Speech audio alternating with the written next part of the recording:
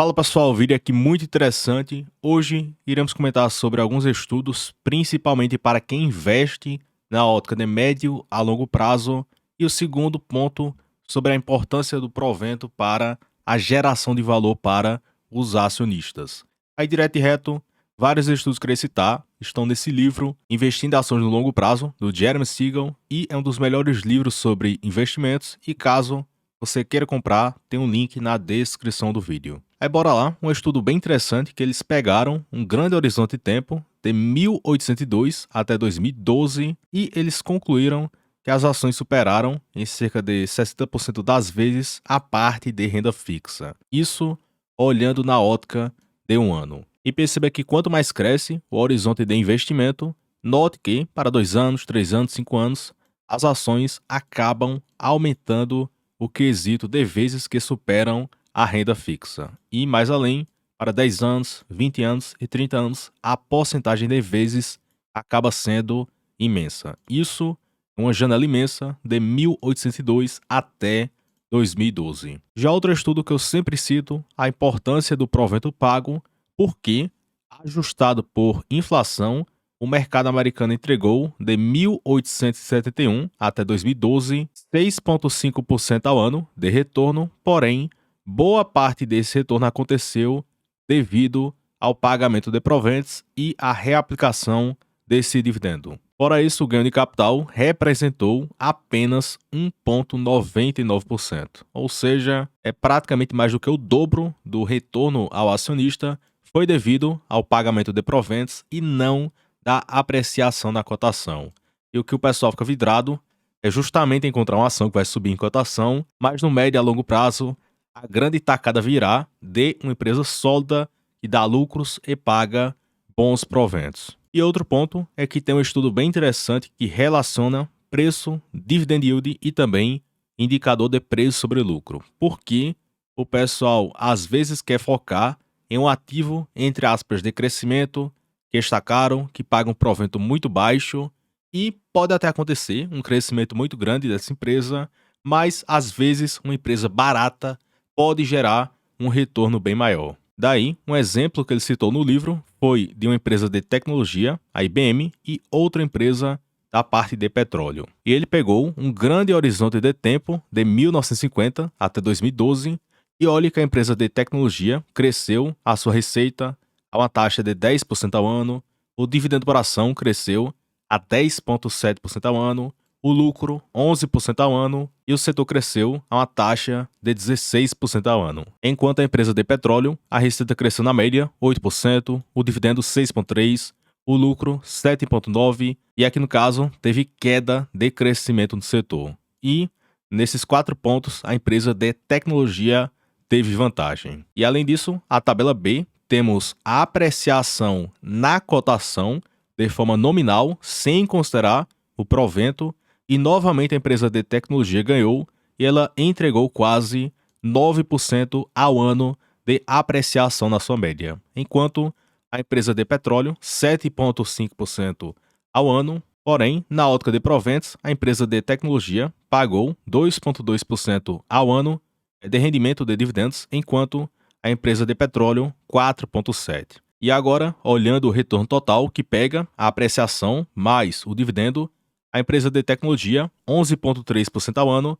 e a empresa de petróleo 12,6%. Ou seja, mesmo o ativo se apreciando menos de forma nominal, como esse ativo pagou um provento maior, o retorno total acabou sendo bem maior do que essa outra empresa. Aí por que aconteceu esse pagamento maior de proventos? Porque uma é cotada a 25 vezes o lucro na sua média, enquanto essa outra é cotada por 14 vezes lucro na sua média. E o rendimento de proventos é praticamente o dobro do que a outra. Ou seja, uma empresa barata da sua carteira, que nem cresce tanto em relação a essas empresas de crescimento, ela pode gerar um retorno bem mais atrativo. Fora que esse caso realmente foi uma empresa muito vencedora, que gerou muito valor para o acionista, e olhem quantas empresas de crescimento que falharam no caminho. Enquanto isso, várias empresas sólidas que geram resultados positivos, têm um preço ok, gera caixa, dívida equilibrada, em geral, elas persistem no mercado durante um longo período. Ou seja, uma empresa barata, caso o resultado não seja tão bom assim, ok, você já pagou muito barato pela ação e boa parte do seu retorno virá justamente do pagamento de proventos. Com isso, indo aqui para o Brasil, tem várias empresas bem conhecidas e esse estudo foi feito pela Trigno de junho de 2011 até junho de 2021. E lá na época, temos aqui o retorno da Petro, sem e com proventos. Perceba que 60% do retorno foi devido ao provento, a Vale, 128% sem proventos, e com a reaplicação, 266, ou seja, 52% do retorno foi devido ao provento, Bradesco, 46%, Ambev 39%, Itaú 54%, B3 38% e outras empresas, principalmente small caps, que é o foco da Trigno, Exetec 46%, Ferbasa 54%, Comgás quase 1000% de retorno com proventos e sem o provento 260%, e a Unipar, que foi um dos maiores retornos da bolsa, junto com a Ferbasa, olhe 6.400%, porém, boa parte do retorno foi devido ao reinvestimento do provento. Malin, 60%, e a Tronox, 31%. Ou seja, até em uma janela aqui, digamos, de médio prazo, de 10 anos, boa parte do retorno virá do provento pago. E mais além, para uma janela um pouco maior, de janeiro de 2000 até o fechamento de 2019, perceba que uma média simples de 96 empresas, praticamente 60% do retorno foi devido ao reinvestimento do provento. Fora isso, que o retorno acaba sendo bem mais potencializado. Olha o Banco do Brasil, 1.800% sem proventos, e com a reaplicação do provento, 6.100%. Itaúsa, 2.000% e com proventos, 5.100%. Itaú, 1.200% e com proventos, 3.000%. Vale, 1.400% e com proventos, 3.400%. Porém, isso aqui demora tempo, fora vários altos e baixos da bolsa, que poucas pessoas acabam tendo essa disciplina e também estômago de aguentar quando as quedas acontecerem. Já outra empresa que era muito querida na nossa bolsa, Energias Brasil, que irá fechar o seu capital, NBR3, e o retorno total desde o IPO foi de quase 1000%, o que representa 14% ao ano de retorno, e 73% do retorno da Energias Brasil foi devido ao provento pago. Então, novamente, vários exemplos em 10 anos, 20 anos. A Energias Brasil também tem um histórico mais longo, de cerca de 15 anos. Com isso, percebemos que o dividendo é muito representativo para o nosso retorno. E uma dúvida que eu recebi de inscrito é que ele citou que eu não mostro se as ações bateram o CDI em 5 ou 10 anos, e eu retirei algumas empresas no site Investor 10 que ele compara a ação com Ibov, com CDI, inflação, small caps, IFIX e também o IDIV. E, por exemplo, em uma janela de 10 anos, o Banco do Brasil, uma ação normal, deu 300%, o Ibov 147%, CDI 136% e o IDIV 146%. E o pessoal também pode citar, então vou investir só na renda fixa porque o retorno é bem parecido da renda variável. Mas tem alguns pontos porque, às vezes, a bolsa fica muito barata, que é praticamente impossível não acabar aportando em alguns momentos, e também esse retorno é bruto, ou seja,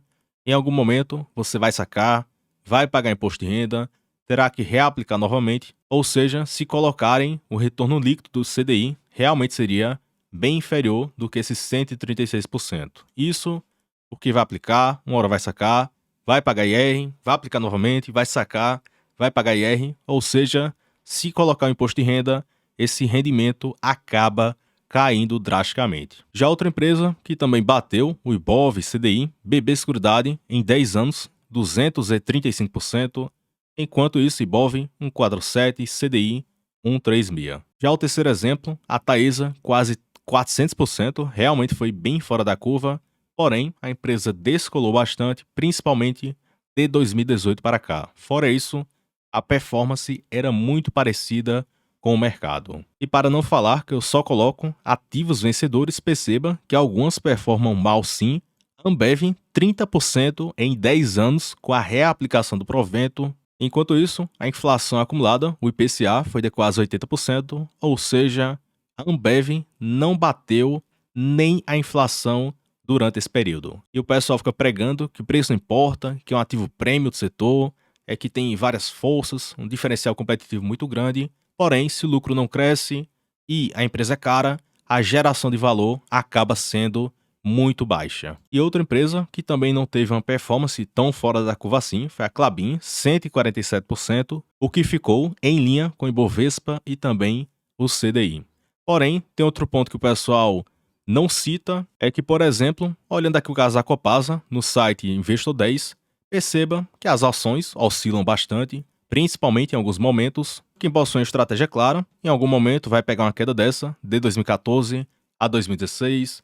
Depois teve até uma queda na greve dos caminhoneiros, teve uma queda na pandemia, uma queda recente, ou seja, em vários momentos a bolsa irá oferecer bons pontos de compra. Isso aqui é só um exemplo, não é recomendação da Copasa, nem sei se o preço está atrativo ou não, e sim para várias empresas que você pode aplicar esse racional, até porque quedas eventualmente irão acontecer. E quem permanece firme na sua estratégia eventualmente pega uma grande alta dessa para a sua carteira. Por exemplo, a Copasa subiu 86% em 12 meses. Com isso, outros pontos importantes, quem olhar com calma, cada empresa dessa que eu destaquei, esse bom retorno e acima da média do mercado só aconteceu por causa da evolução do resultado. Porque tem pessoas que falam que no longo prazo tudo irá dar certo, mas isso aqui só irá acontecer se essa empresa entregar um bom resultado